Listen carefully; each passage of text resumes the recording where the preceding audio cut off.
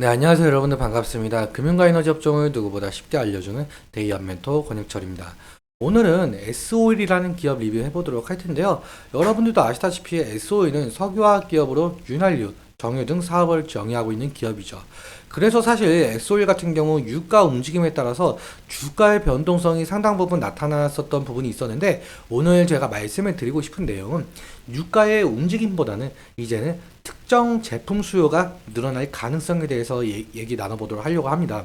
같이 한번 확인해 보면서 어떤 얘기인지 천천히 얘기 나눠보도록 할 텐데, 먼저 저희 데이업 채널에 오시면은 모든 종목들을 커버해 드리고 있으니까 찾아와 주시면 정말 감사하겠고, 네, 영상도 끝까지 지켜봐 주시면서 댓글로 궁금하신 것들 남겨주시면은 다음 영상에서 말씀을 드리도록 하겠습니다.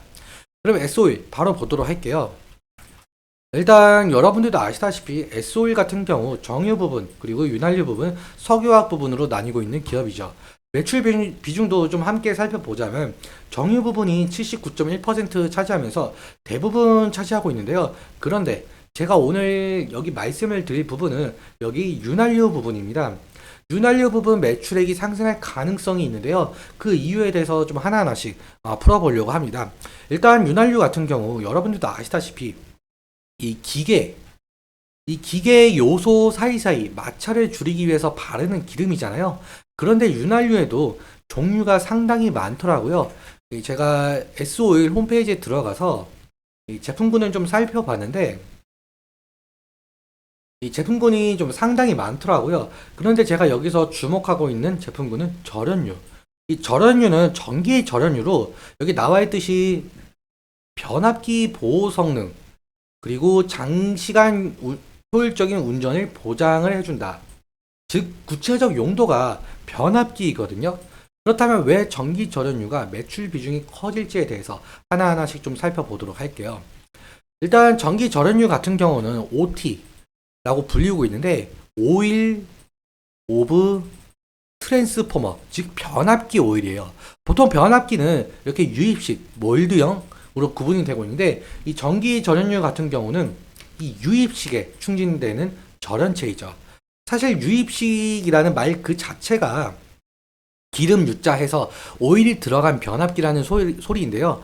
그렇다면 왜 변압기에 오일이 들어가는지 살펴보아야겠죠. 이 변압기 내부를 좀 간단하게 살펴보자면 여기 구리선으로 이어진 코일이 있는데요. 변압기도 전기가 통하는 전도체이다 보니까 이 전기가 통한다면 변압기를 관리하는 이 전기기사, 이 전기기사 같은 경우 전기에 감전되는 사고가 발생할 수가 있겠죠. 그래서 전기 절연유로 절연을 시켜주는 것이고, 또 변압기는 이 고온의 전기가 흐르면서 코일에 이렇게 열이 상당 부분 발생을 하게 되는데, 이 열을 냉각시키지 않으면은 과열이 일어나게 되면서 곧바로 폭발 사고가 일어날 가능성이 발생을 하게 되겠죠. 그래서 전기 전원을 충진을 하면서 이 가열되는 코일을 냉각시키기도 합니다. 그래서 유입식 변압기에는 이 필수적으로 이 전기 절연유가 필요한데요. 앞서 말씀드렸다시피 전기 절연유 수요가 늘어날 가능성, 그리고 전기 절연유는 변압기에 사용이 되죠. 그렇다면 변압기에 대한 수요도 함께 살펴보아야 하는데, 변압기 수요가 증가할 가능성이 지금 현재 상당히 높죠. 그 이유는 여러분들도 아시다시피 2024년에는 AI 시장이 급격하게 성장을 하고 있죠. 그런데 AI 산업은 이렇게 전력을 상당히 잡아먹게 되고 있는데, 실제로 이 오픈 AI CEO인 샘 올트먼이 AI 시대에는 훨씬 많은 전력이 필요하다라고 했을 정도로 현재 AI 데이터 센터는 기존 데이터 센터의 3배가량 전력 수요가 증가를 했고, 그리고 앞으로 AI 산업이 더욱더 발전을 하게 된다면 2027년에 와서는 한 국가 연간 소비량에 맞먹을 정도로 AI 산업은 전력을 많이 잡아먹게 되죠. 그럼 여기에 필요한 것은 바로 전력망 확충이겠죠. 그래서 태양광 발전이든 풍력 발전이든 원자력이든 화력이든 변압기는 꼭 필요한 존재인데요. 사실 그래서 여러분들도 아시다시피 현재 시장에서 전력기기나 전성기업들이 상당한 상승 나오고 있는 것은 좀 아실 거라고 생각이 듭니다. 일단 그렇다면은 왜 변압기가 필요한 존재냐라고 한다면, 사실 전기 같은 경우는 이렇게 발전소에서 만들어져서 가정이나 회사 그리고 데이터 센터 등 오게 되는데 이런 과정을 거치게 되죠. 이런 과정을 좀 거치게 되는 이유가 발전소에서 이 일반 가정이나 회사 그리고 데이터 센터 등에 보내기에는 전압이 너무 낮다 보니까 낮은 전압을 통해서 똑같은 전력을 보내려면 전선이 굵어지게 되고 많은 전력 손실이 발생을 하게 되기 때문에 이런 과정을 거치게 되는데요. 이게 우리나라로 치자면은 이 발전소에서 약 11kV로 만들어진 전압을 이 변전소에서 약 765kV로 승합을 시킨 다음에 먼 거리로 전송을 시켜요. 그러고 나서 345kV나 그리고 154kV로 강압을 시킨 다음에 그리고 다시 변전소에서 이 22.9kV까지 낮춰야 우리가 흔히 알고 있는 전봇대에 전기를 흘릴 수가 있거든요. 그런데 우리가 쓰는 전기는 220V죠.